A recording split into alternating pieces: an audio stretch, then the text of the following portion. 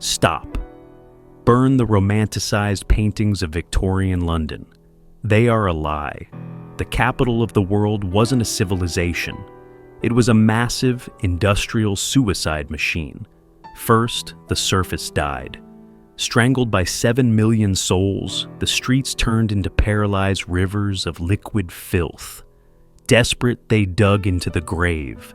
They buried fire-breathing monsters beneath your feet, forcing you to ride inside them. But you cannot cheat nature. The poison they buried didn't vanish. It rose back up, mutated. It turned the sky into a yellow chemical weapon that dissolved lungs and hid predators in plain sight. From the mud, to the iron tomb, to the acid fog. This is the autopsy of a city that poisoned itself to survive. Welcome to hell. Hold your breath. Do it now. Not out of anticipation, but survival. In 1870s London, breathing wasn't a reflex, it was a risk. You need to stop your lungs from filling with the thick cocktail of coal dust and raw sewage. Burn the romanticized paintings. That is a lie. The truth was savage. Victorian London was a malignant tumor, strangling the host. Stand in Ludgate Hill, the throat of the British Empire. But look closely. It is being crushed. In a single century, the population detonated to 7 million souls, creating a prison without bars. Look down at your boots. They are sinking into a slick, black paste. But do not mistake that for mud. That is the pulverized excrement of 50,000 horses traversing these streets every day. When it rains, the streets turn into rivers of liquid filth. When it dries, it turns into poisoned dust. Now, look up at the gridlock.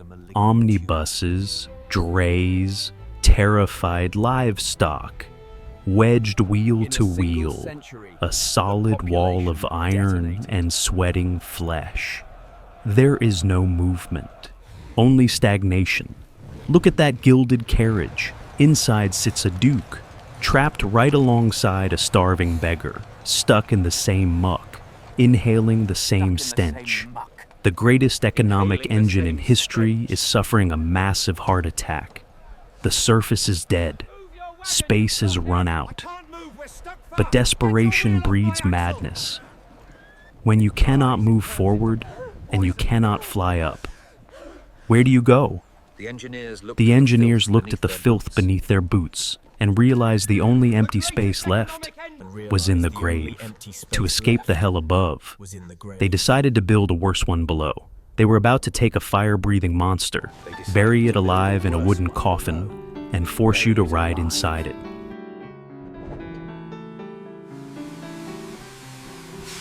Welcome to 1863. Abandon hope, for you are going under. Forget the sterile tube you know today. This is a catacomb. The walls are sweating condensation, dripping black filth. The air is stagnant. Rats scamper over the boots of gentlemen. Then the screaming starts, a shriek of metal grinding against metal, and out of the darkness, a leviathan lunges at you. 30 tons of boiling iron and fire, crammed into a wooden coffin. Dragging a steam engine underground was an act of torture. It smells like brimstone, the scent of hell itself. Yet, passengers step forward voluntarily, walking into a gas chamber. The doors slam shut with the finality of a prison cell. You are trapped. As the train moves, the tunnel becomes a chimney.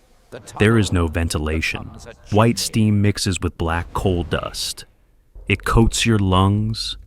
It stings your eyes.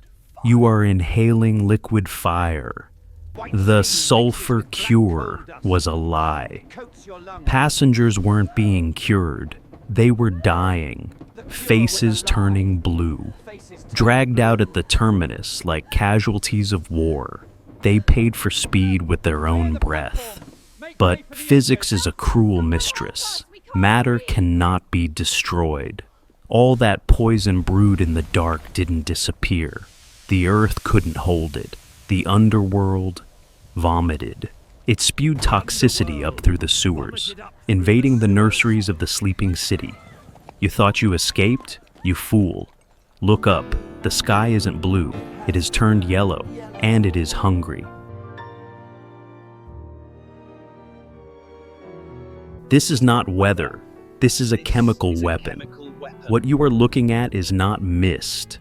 It is the exhaust of 1,000,000 coal fires, mixed with the toxic vomit of the underground trains, trapped by the river's damp air. Londoners called it a pea-souper because of its sickly greenish-yellow color. But that name is too innocent. It should have been called the Shroud. Step into it. The first thing you notice isn't the blindness, it's the taste. Open your mouth. It tastes metallic, like sucking on a dirty copper penny. That is the taste of sulfur dioxide mixing with the saliva in your throat, turning into sulfuric acid inside your living tissue. You are literally dissolving from the inside out. Now, try to see. You can't. The density is impossible. You cannot see your own feet. You cannot see the hand you hold in front of your face. The gas lamps are just faint, dying stars that offer no guidance. The city simply vanishes. Traffic stops. Horses refuse to move. People walk off the edges of docks and drown in the Thames, silently swallowed by the black water. You are standing in the middle of 7 million people, but you are in solitary confinement. And in this blindness, the predator awakes. The fog became an accomplice to the monster. Autumn, 1888. Whitechapel. Somewhere in the yellow wall, a knife is gleaming. Jack the Ripper. He didn't need to hide in the shadows. The city was a shadow. He could slash a throat, mutilate a body, and walk away covered in blood, vanishing into the mist before the body hit the ground. The police were helpless. The witnesses were blind. The fog washed away the sins of the city. This is the price of the Industrial Revolution. We built the engines of the future. We dug the tunnels of miracles. But look at us now, choking on our own ambition, hiding from our own creation. London became the capital of the modern world, but to do it, we had to turn it into the capital of hell.